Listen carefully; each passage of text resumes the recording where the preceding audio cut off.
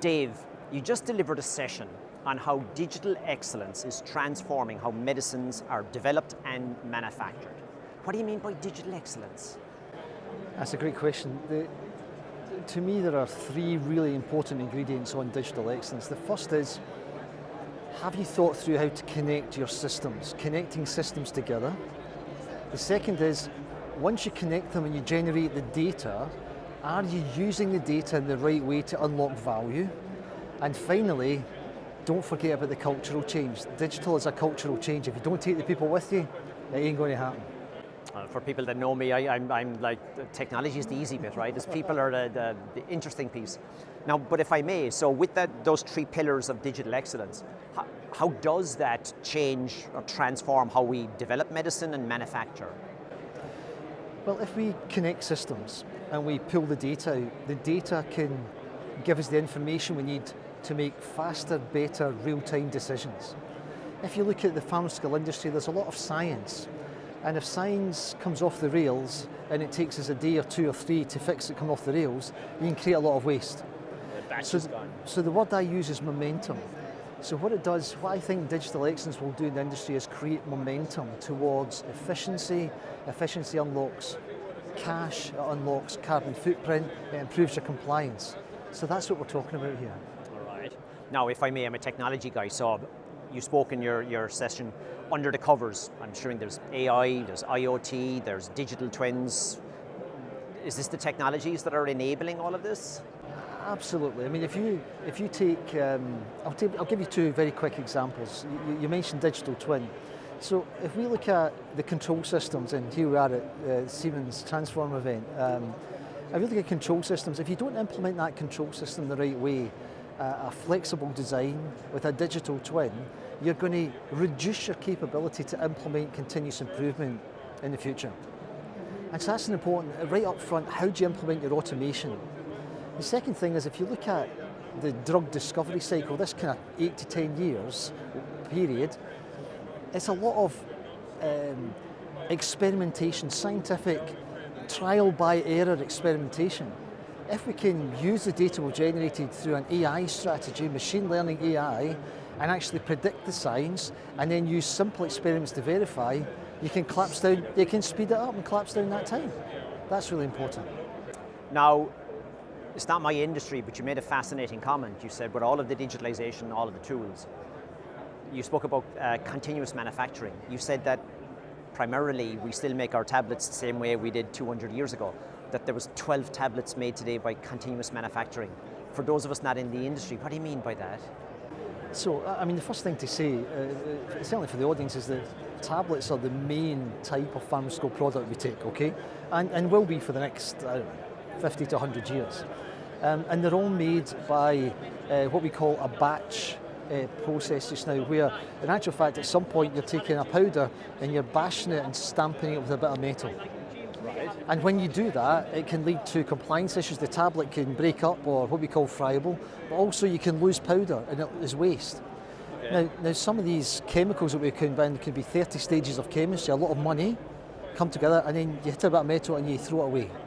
So there's a lot of wastage in how you do batch tablet manufacture. And of course there's a new technology, continuous direct compression or continuous manufacturing. And it reduces the waste, we think, from 30% to less than 3%. It generates a lot more data sets, gives you a lot more control of how the tablet's made, and it gives you a much more accuracy. So the question then is, how do we get continuous direct compression into the marketplace? And the way we do that is through a combination of process analytics, a combination of engineering control design solutions, and finally is make sure that we've got predictor models. And that's the absolute key here. If we can create predictor models and give confidence, then the development stage that the white powder that we create will actually form a tablet through continuous direct compression, more companies will take the risk and go down CDC. Now you also, if I may, you gave the example of what's made today in the pharma business could be 12 months before the patient sees it. That can be speeded up as well, just by simply applying some digital excellence. You're absolutely right. I mean, the 12 to 15 month cycle time from make to patient is driven by Two things. It's driven by some of the business processes that we have to deploy. We're a highly regulated industry, as we should be, and the business processes of batch release and supply can be quite complicated. Yep. And there's an opportunity to digitise some of those business processes. We've got a great example in the QP platform that's been developed at MMIC, and Siemens have been an influential partner in creating that. But also, there's a fear of not supplying, so we end up with stock levels. So we never want to miss a supply to the patient for health reasons and for market opportunity. Right. So you've got this push-pull thing going on. The processes are complicated, and you never want to miss a patient supply, and that can lead to a long cycle time. We can improve that by making sure that the demand cycle from the market is digitised and it's real time, so that we're adjusting our production plans to get there on time. Digital has got a huge role to play in the supply chain. Now, if I may, I've been in the IT industry for many years, and technology is so cool. Are there people challenges with this in terms of change and culture? For sure, I hear this a lot about, but how do you change? How do you change the operator who's been working in the plant for 30 years and has been really doing what I would call a crankshaft type job in opening valves and shutting valves? But I think, you know, as I said in my talk, if my 80-year-old father can use an iPhone, then surely we can train people how to use digital tools and use computers. And at the end of the day, all the digital work is on a computer. It's an element of training. We just have to realise that the cultural change is as important as the technology implementation is. And I think that's where people make a mistake. They don't put enough effort into that cultural change, the training, the skills, and the stakeholder engagement. And if I made the last question, you made a great point in your session, was that, you know, the technology, the change, the digital excellence, but the ultimate goal here is patient outcomes and patient experience, right? That's the reason of doing all this. Well, do you know, I think it's really important. You know, we're here and we've talked a lot in the last day or so about technology. We always have to remember what the end goal is for this industry. It's to serve our patients. That's what we're here to do. We want to make sure that we can supply that medicine at a price that's affordable. It's done in an extremely compliant way. Its carbon footprint is good, and it's going to work every time. And in other words, it's there for the patient. So we always must remember and focus in on the patient. And I think this is where, you know, when you're starting to implement a digital strategy, I always ask the question, where do you start? I always say you start where you can add the most value to the patient. Yep.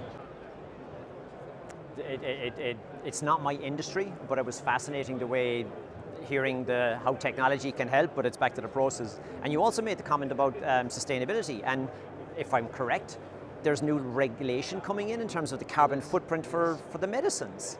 Yeah. So again, if you don't have the data, how do you calculate the carbon footprint?